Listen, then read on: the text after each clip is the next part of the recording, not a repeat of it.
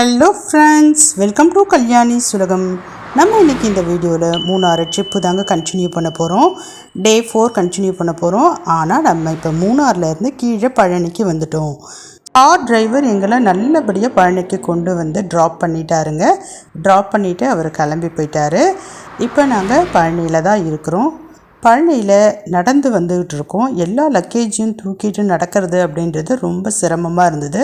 First அங்கே இருக்கிறவங்க கையில் விசாரித்தோம், இந்த லக்கேஜை மட்டும் எங்கேயாவது வைக்கணும், அதுக்கு எங்கேயாவது இடம் இருக்கா அப்படின்னு சொல்லிட்டு.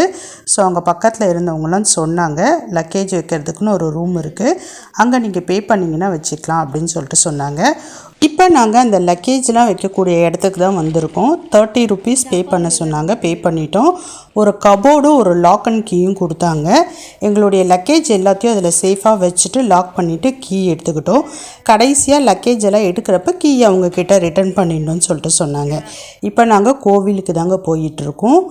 எல்லாமே ஃபோன் இன்க்ளூடு நாங்கள் பார்த்திங்கன்னா உள்ளேயே வச்சு லாக் பண்ணதுனால கோவிலுக்கு போனதெல்லாம் எடுக்க முடியல.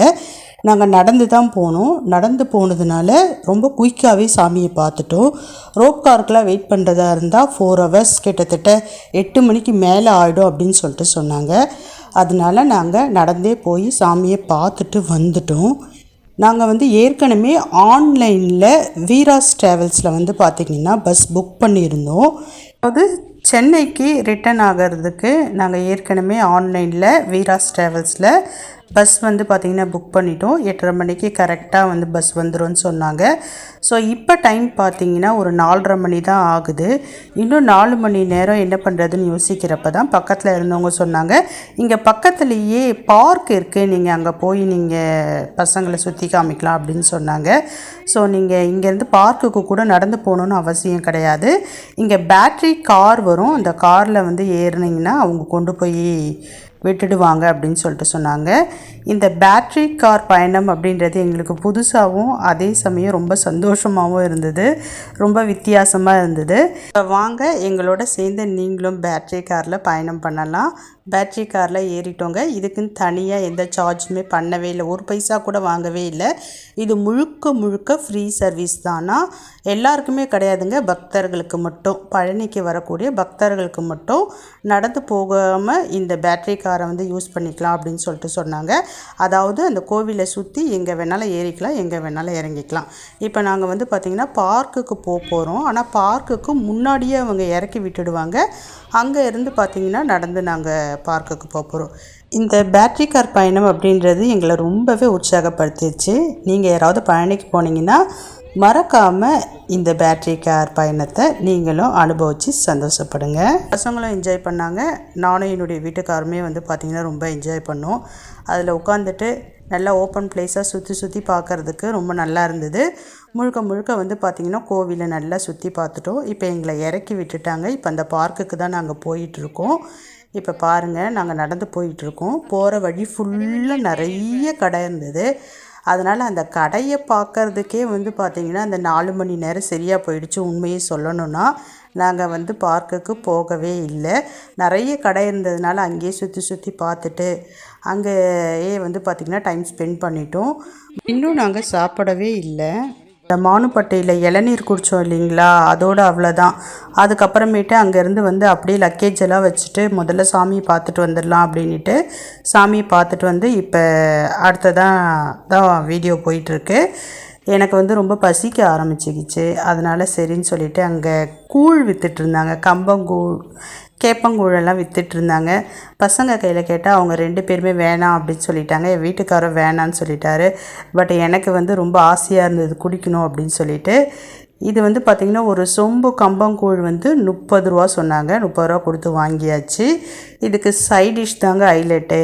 பார்த்திங்கன்னா மாங்காய், அதுக்கப்புறமேட்டு நிறைய வத்தல் இதெல்லாம் வச்சுருந்தாங்க. எது வேணாலும் எடுத்துக்குங்க, எவ்வளோ வேணாலும் எடுத்துக்குங்க அப்படின்னு சொல்லிட்டு சொன்னாங்க.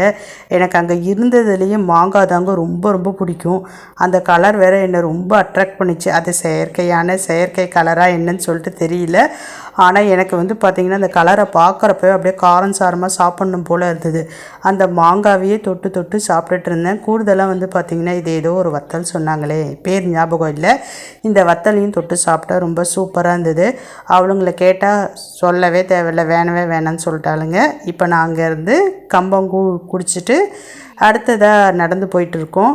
நான் கூழ் குடித்ததுனால அவள் வந்து பார்த்திங்கன்னா, அதாவது அவங்க 2 பேரும் வந்து பார்த்திங்கன்னா ஏதோ ஜூஸ் குடித்தாங்க, லெமன் சோடா குடித்தாங்க. ஒரு லெமன் சோடா வாங்கி 2 பேரும் குடித்தாளுங்க 1 மணி நேரம் குடித்தாளுங்க. நான் சத்தம் போட்டதுக்கப்புறமேட்டு தான் அந்த கடையை விட்டு கொஞ்சம் தள்ளி போனாங்களே. இப்போ நாங்கள் நடந்து போயிட்டே இருக்கோம். அவர் வந்து பார்த்திங்கன்னா எனக்கு இந்த ஜூஸ் அது இது எதுவுமே வேணாம், சாப்பிடாதது அப்படியே கண்ணை கட்டுது அப்படின்ட்டு எனக்கு ஒரு பால் இருந்தால் நல்லாயிருக்கும் அப்படின்னு சொல்லிட்டு சொன்னாங்க. பக்கத்துலேயே வந்து பார்த்திங்கன்னா ஆவின் பால் இருக்குது, ஸோ அங்கே போய் குடிக்கலாம் அப்படின்னு சொல்லிட்டு அவர் ஆவின் பால் குடிக்கிறதுக்காக முன்னாடி நடந்து போயிட்டே இருக்கார். நாங்கள் பின்னாடி ஸ்லோவாக நடந்து வரோம். ஏன்னா சுற்றி கடை இருக்குது. கடையெல்லாம் பார்த்தா நாங்கள் அவ்வளோ சீக்கிரம் நகரவே மாட்டோம். அப்படியே ஸ்லோவாக நடந்து போயிட்டே இருப்போம். முடிஞ்ச அளவுக்கு அங்கே என்னென்ன வாங்கணுமோ அதெல்லாம் வந்து பார்த்திங்கன்னா வாங்கிக்கிட்டே தான் நடந்து போகணும். அவருக்கு டென்ஷன் எகிரிடுச்சு. நானும் தானடி மத்தியானம் சாப்பிடல, எனக்கும் தானே பசிக்கும், இது அன்டைமாக இருக்கிறதுனால பால் குடிக்கலான்னு பார்த்தா அதுக்கும் வரமாட்டேங்கிறீங்களே அப்படின்னு சொல்லிட்டு செம்ம டென்ஷன் ஆகிட்டு எங்களை விட்டுட்டு முன்னாடி நடந்து போயிட்டாரு. நாங்கள் அதெல்லாம் கண்டுக்கவே இல்லை. நீங்கள் போய் குடிச்சிக்கிட்டே இருங்க, நாங்கள் பின்னாடி வரோம் அப்படின்னு சொல்லிட்டு அந்த கடையெல்லாம் பார்த்துக்கிட்டே வந்தோம். எதெல்லாம் தேவைப்படுதோ அங்கெல்லாம் நின்று வாங்கிக்கிட்டோம். பயம்லாம் இல்லைங்க. மக்கள் வந்து பார்த்திங்கன்னா நிறைய பேர் இருந்தாங்களா, அதனால் அது வந்து வெளி இடம் அப்படின்ற ஃபீல்லாம் எங்களுக்கு வரலை. என்னமோ தெரிஞ்ச இடம் போல தான் இருந்தது. எல்லாத்தையும் பார்த்து எது தேவைப்பட்டதோ அதை எல்லாத்தையுமே அவங்க வந்து வாங்கிக்கிட்டோம். எங்கள் வீட்டுக்காரும் பார்த்திங்கன்னா பால் குடிக்கிறதுக்கு அந்த ஆவின் கடைக்கு நடந்து முன்னாடி போய் பால் குடிச்சிட்ருப்பாருன்னு நினைக்கிறோம். அதுக்கு முன்னாடி பார்த்திங்கன்னா ஒரு சூப்பரான கடை ஒன்று எங்கள் கண்ணுக்கு பட்டுதுங்க. அந்த கடையில் நாங்கள் என்னென்ன வாங்கணும், என்னென்ன பண்ணோம், அப்படி என்ன அந்த கடையில் ஸ்பெஷல் அப்படின்ற எல்லா விஷயத்தையும் நம்ம இப்போ டீட்டெயிலாக பார்க்க போகிறோம். இப்போ நான் இந்த வீடியோவில் கிடையாது, நாளைக்கு இந்த கடைக்காகவே தனியாக ஒரு வீடியோ போட போகிறேன். அதுதான் பார்த்திங்கன்னா நம்ம ட்ரிப்பிலேயே லாஸ்ட்டு வீடியோவாக இருக்க போகுது. அதனால் இன்றைக்கி வீடியோவை பார்க்குறவங்க கண்டிப்பாக மறக்காமல் நாளைக்கான வீடியோவையும் பாருங்கள். அதே மாதிரி அந்த கடையினுடைய ஸ்பெஷாலிட்டி என்ன, அங்கே என்னென்ன நாங்கள் வாங்கணும் அப்படின்றத எல்லாத்தையும் நாளைக்கு நான் ஷேர் பண்ண போகிறேன். உங்களுக்கு அதாவது பழனியில் இருக்கிறவங்களுக்கு, ஒரு வேளை பழனிக்கு போகிறவங்களுக்கு அந்த வீடியோ யூஸ்ஃபுல்லானதாக இருக்கும். பாய்.